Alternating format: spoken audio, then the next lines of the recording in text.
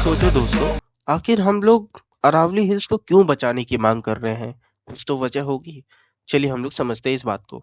आखिर इतना बड़ा कंट्रोवर्सी क्यों बन गया? लोग पहाड़ों के लिए अपनी जान पर खेल रहे हैं, पर क्यों? अरावली सिर्फ पहाड़ नहीं है, ये दिल्ली एनसीआर का लंग्स है। ये ग्राउंड वाटर का रक्षक है और ये डेजर्ट को रोकने वाली एकमात्र दीवार है। इलीगल माइनिंग, जंगल कटाई और पैसों की भूख ने अरावली को मारना शुरू कर दिया। इसीलिए लोग अरावली बचाने के लिए अपनी जान हथेली पर रखे बैठे हैं, क्योंकि आज अगर अरावली गई तो हम सबका फ्यूचर भी जाएगा। अरावली हिल्स को हम लोग बहुत सारे प्रोजेक्ट में डिवाइड किया गया है। कुछ प्रोजेक्ट ऐसे हैं, ग्रीन रिवॉल्यूशन मतलब ऐसे टाइप का समथिंग। हम लोग को ऐसे ऐसे सपने दिखाए जा रहे हैं कि आप लोग के साथ ये होगा वो होगा। Aravalli green development project Rajasthan के लिए जो कि 250 करोड़ का है, और Aravalli green wall project central government द्वारा 16,000 17,000 करोड़ का है। Haryana budget status, local state government project, बहुत सारे, टोटल 70,000 करोड़ का प्रोजेक्ट है। अब इन्होंने हजार, जैसा कि खान सर ने बताया कि इन्होंने 1,000 समथिंग 1,000 करोड़ 10,000 करोड़ समथिंग लोगों में बांट दिया। सब पूरा सरकार भी खोस, एडमिनिस्ट्रेशन खोस, सब खोस, करो जो करना, हमें क्या। 10,000 करोड़ में हमारी पूरा आईएएस ऑफिसर, पूरा एडमिनिस्ट्रेशन, पूरा सुप्रीम कोर्ट सब बिक गई। हमारे पास तो कुछ है ही नहीं। 10,000 करोड़ बहुत बड़ा है, उससे अच्छा मरो, क्या फर्क पड़ता है, पब्लिक चाहिए मरे। ऐसे ऐसे सरकार है। इस बात को समझने के लिए एक दूसरा एंगल आप लोग को देना चाहता हूँ। हम लोग एक सारे एंगल पे तो ध्यान दिया, लेकिन एक अमेरिका का एंगल अभी तक हम लोगों ने ध्यान तक नहीं दिया, जो छुपा रुस्तम है, सबसे बड़ा छुपा और सबसे शाना दुश्मन है हमारा। अमेरिका वालों को इससे पहले भी हम लोगों पे इस तरह से उन्होंने अटैक किया था। 1966 याद कीजिए दोस्तों, जब लाल बहादुर शास्त्री का एज था। जय जवान जय किसान के नारे लग रहे थे। हम लोगों ने लगभग, अमेरिका का कॉन्स्टेंटली कॉल आ रहा था लाल बहादुर शास्त्री को कि वॉर रोक दो, वक्त बुड़बक बोले उठाएंगे हम, रखो उसको। इस तरह मुंह पे बोल रहे थे, जैसे आज टैरिफ पे टैरिफ लगा करके नरेंद्र मोदी उसको मुंह पे जवाब दे रहे हैं। कहीं ना कहीं अमेरिका को खटक रहा होगा।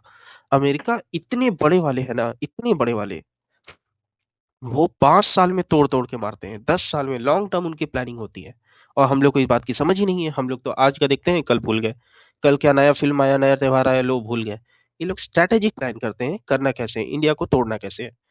करते क्या ये लोग, लाल बहादुर शास्त्री का टाइमलाइन मैं आपको बताता हूँ। लाल बहादुर शास्त्री को मारने का सबसे बड़ा रीजन पाकिस्तान वॉर नहीं था। इन्होंने बहुत सारे प्रोग्राम्स चलाए थे। एक्चुअली जिस तरह आज वो एग्रीकल्चर मार्केट में घुसना चाह रहे थे, उस वक्त भी वो लोग घुसना ही चाह रहे थे। But there was a one man behind, that was our great hero Lal Bahadur Shastri. उन्होंने उसे सीधा रोक दिया, नहीं, हमारे किसानों के साथ अन्याय नहीं होने देंगे, हम आपको मार्केट देंगे नहीं। उन्होंने फिर भी जबरदस्ती हमें, हमारी, पता नहीं क्या कर दिया, हमारे उपजाऊ हुए ही नहीं थे, तो उन्होंने हमें गेहूं दिया, इतना हाई क्वालिटी का कि वहां के सुअर भी नहीं खाते थे। PL 464 वहां के सुअरों को दिया जाता था। यहाँ के लोग खा खा के बीमार पड़ रहे हैं। तो तुरंत लाल बहादुर शास्त्री ने एक्शन लिया, बंद करो ऐसे गेहूं को, हम लोग इसको हाथ तक नहीं लगाएंगे, तुम रखो अपना गेहूं, बहुत बहुत थैंक यू। हमारे नारा लगाया गया, जय जवान जय किसान। सोमवार के दिन हर कोई व्रत रखा। पूरे भारतवासियों ने देशभक्ति, एकता दिखाई, जिस वजह से हम लोगों ने आसानी से वॉर जीत लिया। हम लोग किसानों का बहुत बहुत आभार है। वहाँ उस वक्त लोग देशभक्ति में इतने थे, नए नए आजाद हुए थे, जाहिर सी बात है अब हम लोग को ऐसी आदत पड़ गई, उसकी कोई कीमत ही नहीं है आजादी की। तो हम लोगों ने PL 464 रिटर्न कर दिया। अमेरिका को लग गया खुन्नस। तो क्या होता है, जैसे ही अटैक होता है, हम लोगों ने पाकिस्तान पे अटैक करके ऑलमोस्ट पोरबंदर, लाहौर तक कैप्चर कर ही लिया था। हम लोग को रशिया का कॉल आता है कि अब आप वॉर रोक दीजिए। अमेरिका जब सीधा तरीका से नहीं रोक पाया, तो उन्होंने रशिया की हेल्प ली। हम लोग भी मान गए, चलो ठीक है, रशिया हमारा अच्छा दोस्त है, मान जाते हैं, ओके। अब ये वॉर एकमात्र रीजन नहीं था लाल बहादुर शास्त्री को मारने के लिए। वॉर सिर्फ और सिर्फ एक बहाना था। वो कैसे, मैं आप लोग को बताता हूँ। इन्होंने बहुत सारे ऐसे प्रोग्राम्स चलाए थे, जैसे आज के डेट में हमारे प्रधानमंत्री श्री नरेंद्र मोदी चला रहे हैं। जय जवान जय किसान मूवमेंट जो 1965 में चली थी। ग्रीन रिवॉल्यूशन दिया था, जो कि बहुत अच्छा इनिशियल पुश हुआ था। इसमें इंडियन फार्मर्स को इंडियन एग्रीकल्चर इंस्टीट्यूट खोले गए। आज की डेट में आप देखे होंगे, पोटैटो यूनिवर्सिटी, कैबेज यूनिवर्सिटी, हर एक ऑलमोस्ट वेजिटेबल की एक अच्छी खासी यूनिवर्सिटी है, जिसका फ़ायदा आज भी हमें मिल रहा है, हमारी सब्जियों की कभी कमी नहीं हो रही है, बल्कि हम लोग एक्सपोर्ट कर रहे हैं, इम्पोर्ट करने की ज़रूरत नहीं पड़ रही है। इसके लिए आज भी हम लोग लाल बहादुर शास्त्री के बहुत-बहुत शुक्रगुज़ार हैं, हम लोग जानते तक नहीं। दूसरा है व्हाइट रिवॉल्यूशन। इसमें हम लोग तो जानते ही होंगे, अमूल मॉडल को नेशनल सपोर्ट दिया था। इन्होंने ही शुरू किया था, जो आज की डेट में अमूल का क्या रोल है पूरी दुनिया में, आप लोग सब अच्छे से जानते होंगे। फिर नेक्स्ट है public sector and indigenous support. इसमें हम लोगों ने स्टील इंडस्ट्री बनाया था। आपको पता ही होगा बोकारो में झारखंड का स्टील इंडस्ट्री है, कोडाईकनाल में और भी कई जगह है, अच्छा खासा स्टील इंडस्ट्रीज़ है। पावर प्लांट बनाया, इंजीनियरिंग गुड्स बनाए, सारे इंडिजीनियस। ये 1970 की बात है, अभी की बात नहीं है। और इंस्टीट्यूशन को पॉलिटिकल बैकिंग से अलग कर दिया। अब आपके ऊपर कोई भी ब्यूरोक्रेट्स नहीं रहेंगे, आप लोग खुल के अब जो प्रोजेक्ट करना चाहो कर सकते हो, ये फ्री हैंड दे दिया सारे साइंटिस्ट को। अब यहाँ से दिक्कत होती है अमेरिका को। अमेरिका का मैक्सिमम हम लोग बहुत अच्छे इंपोर्टर थे, क्योंकि हमारे पास लिटरली कुछ नहीं था। अमेरिका हम लोग को लिटरली इकोनॉमिक के टर्म्स में गुलाम ही बनाना चाहता था। बट ऐसा हो नहीं पाया, क्योंकि हमारे सो कॉल्ड हमारे महान श्री लाल बहादुर शास्त्री ने दीवार बन के वहाँ पे खड़ा रहा। हमारा नेक्स्ट है, उनका नेक्स्ट प्रोग्राम है इम्पोर्ट सब्स्टिट्यूशनल पॉलिसी। स्वदेशी इकोनॉमिक को बाहर बहुत ज़्यादा स्वदेशी इकोनॉमिक को बाहर बहुत ज़्यादा इसको प्रमोट किया। बाहर से मत लो, कौन सा मशीन्स, फर्टिलाइज़र, कंज्यूमर गुड हम लोग खुद बनाएँगे। इन्होंने पहले यूरिया की फैक्ट्री चालू करवाई। Production Indian ordnance factory, OFB port जो आज के डेट में फेमस है, जिसकी वजह से इंडिया आज डिपेंडेंट है। पहले हम लोग बुलेट्स, ग्रेनेड सब बनाते थे, बट आज की डेट में हम लोग बुलेट्स, ग्रेनेड एक्सपोर्ट करते हैं just because of OFB ordnance factory board. अब ये सब तो बेसिक थी। सबसे बड़ी बात थी शास्त्री जी के कार्यकाल में, अब जैसे मॉडर्न सिंगल प्रोजेक्ट बजट तो आए ही, लेकिन अब उन्होंने न्यूक्लियर पावर प्लांट शुरू कर दिया। किसके मदद से? End of course doctor Homi Jahangir Bhabha. Doctor Homi Jahangir Bhabha के बारे में आप लोग जानते होंगे, आज के डेट में भाभा रिसर्च इंस्टीट्यूट इन्हीं के नाम से है। ये हमारे भूतपूर्व बहुत महान वैज्ञानिक थे, इनको दिल से नमन। इनका बहुत बहुत उपकार है भारत पे, हम लोग कभी इसका कर्ज नहीं उतार पाएंगे। इन दोनों ने मिलकर बहुत अच्छे खासे स्ट्रैटेजिक मूवमेंट चलाई थी। इंडिजीनियस न्यूक्लियर पावर प्रोग्राम, जो बहुत बड़ा स्ट्रैटेजिक पुश था।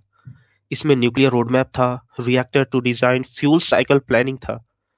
फ्यूल साइकिल प्लानिंग वो होता है कि न्यूक्लियर को एज अ फ्यूल इस्तेमाल करेंगे, जो आज के डेट में हम लोग न्यूक्लियर पावर प्लांट लगा के एज अ इलेक्ट्रिसिटी जनरेट करके करते हैं। फिर था plutonium reprocessing fuel cycle mission. ये सबसे बड़ी प्रोजेक्ट थी। उस वक्त बॉम्बे पार्क में इंडिजीनियस प्लूटोनियम रिप्रोसेसिंग का काम कंप्लीट होने ही वाला था, नियर कंप्लीट था। कंप्लीट न्यूक्लियर फ्यूल साइकिल का इंडियन कंट्रोल, हमें किसी से मदद नहीं, खुद का रिसर्च हम लोगों ने डेवलप के टाइमलाइन में। BARC expansion and heavy water programme, इसका फायदा आज तक हमें मिलता है दोस्तों। जो प्रेशराइज्ड हैवी वाटर से हम लोग बहुत गीगावाट तक इलेक्ट्रिसिटी जनरेट करते हैं, और फ्यूचर में और 300 और भी कितने गीगावाट हम लोग प्रोड्यूस करेंगे, जो कई शहरों को सिर्फ एक न्यूक्लियर पावर प्लांट से चलेगा। एटॉमिक न्यूक्लियर कमीशन, और भी न जाने के न्यूक्लियर डिटरेंस पोस्ट, ये 1965 का वॉर के बाद बनाया था, जो सबसे बड़ा रीजन था अमेरिका का अटैक करने पर। एंड ऑफ कोर्स आप सबको पता ही है कि वो ताशकंद में गए थे मीटिंग के लिए और उन्हें मार दिया गया। इसका कोई सबूत तक नहीं मिला, हम लोग कुछ कर नहीं पाए। अब इसको आज की डेट में रिलेट करते हैं। आज के दिन में क्या हो रहा है, अमेरिका लगातार टैरिफ पे टैरिफ लगाते जा रहा है, तो वो डायरेक्ट कभी इंटरवेंशन करता ही नहीं है, वो अगले 5 साल का प्लानिंग लेके करता है। उसने क्या किया, आप लोग को मैं अभी समझाता हूँ। उसने हमारे जैसे, आपने इंडिया में बहुत सारे ऐसे गैंग्स देखे होंगे, बहुत रॉबर्स टाइप, मतलब जो दबदबा बाहुबली टाइप से, उन लोगों को फंडिंग किया। ऑब्वियसली वो लोग अभी तक पाकिस्तान में आतंकवादी को फंडिंग कर करके थक गए, कुछ हो नहीं रहा, तो कुछ नया ट्राई कर रहे हैं। इंडिया के बाहुबली को फंडिंग की जा रही है। यहाँ के जितने भी बहुत बड़े बड़े जैसे गैंग्स ऑफ वासेपुर, धनबाद में आप लोग सुने ही होंगे, ऐसे कई बड़े बड़े संस्थान राजस्थान के जो गैंगस्टर्स वगैरह रन करती है, या in other words rock mafias. Dhanbad में, झारखंड में कोल माफियाज है, उड़ीसा में आयरन माफियाज है, और राजस्थान में पत्थरों का व्यापार होता है, मार्बल का ज्यादातर, तो वहां पे रॉक माफियाज हैं। उन सभी माफिया को स्ट्रांग फंडिंग दी गई। ले लो भाई तुम, 1 लाख करोड़ ले जाओ, 70,000 अब उन लोगों ने पैसा ले लिया, वहाँ के लोगों को ये लोग कंट्रोल करते हैं, वहाँ की सरकारें भी इससे चलती है, सरकार तो उनके बात टाल नहीं सकती। ये लोग ऊपर से सरकार को पैसे भी दे दिए, एडमिनिस्ट्रेशन को पैसे भी दे दिए, और हमारी मातृभूमि का खनन शुरू कर दिया। इस तरह से लोग तो, इनको लगता है कि लोगों को समझ में ही नहीं आ रहा है। मैं भी वीडियो बना रहा हूँ, हो सकता है मेरे पे भी अटैक कर दे, ऑफ कोर्स।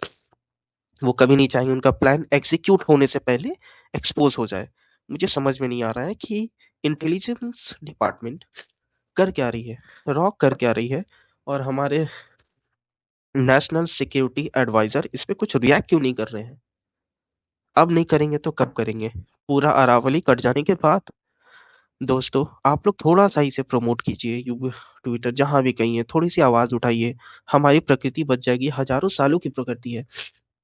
अगर ये अरावली गई तो हमारा विनाश ही विनाश होगा। वो कैसे समझाता हूँ, जो बालू आती है, जितने भी विंड्स आते हैं, वो हिमालयन रीजन में चला जाएगा। आप देख सकते हैं, खान सर भी यही बात बोल रहे थे। तो वहां चली जाएगी, ग्लेशियर पिघल जाएगा। आप बिल्डिंग्स तो बना लोगे, लेकिन विंड को कहाँ रोकोगे, ग्राउंड वाटर रिजर्वेशन कहाँ करोगे। चलो, एक बार के लिए आपका ग्रीन प्लान है, ठीक है, आपका चल रहा है, सब कुछ ओके है, लेकिन अगर ग्लेशियर पिघल गया तो बाढ़ आएगा। बाढ़ आएगा तो पूरा उत्तराखंड से होते हुए यूपी, बहुत सारे स्टेट्स को बहा के लेके चली जाएगी। हमारा एक 70,000 करोड़ का प्रोजेक्ट तो बन गया, लेकिन उधर 20 लाख करोड़ से भी ऊपर का प्रोजेक्ट चला जाएगा। सो आप ही सोच बेहतर समझ सकते हैं, आगे का भविष्य बचाइए। जय हिंद, जय भारत।